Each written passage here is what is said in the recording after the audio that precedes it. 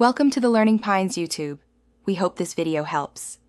In this video, I will show you how to cook a tender, flavorful rump roast, a perfect centerpiece for any meal. You will learn essential steps, from selecting the right cut to achieving that juicy, melt-in-your-mouth texture. We will cover preparation, searing techniques, and the critical resting period, ensuring a delicious result every time. Get ready to impress your family and friends with this simple yet impressive dish. The foundation of a great rump roast begins with proper seasoning and preparation. Start by patting your 2-pound roast completely dry with paper towels. This helps create a better sear. Then, rub it thoroughly with 2 tablespoons of olive oil and a generous mix of salt, pepper, garlic powder, and onion powder.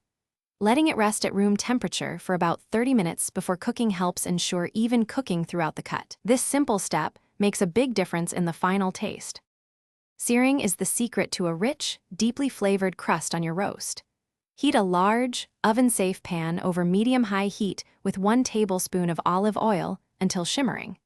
Carefully place the seasoned rump roast into the hot pan, searing for about 3 to 4 minutes on each side until a deep golden brown crust forms.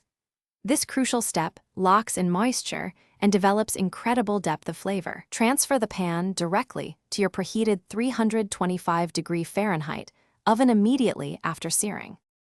Continue roasting your rump roast in the 325-degree Fahrenheit oven until it reaches your desired internal temperature.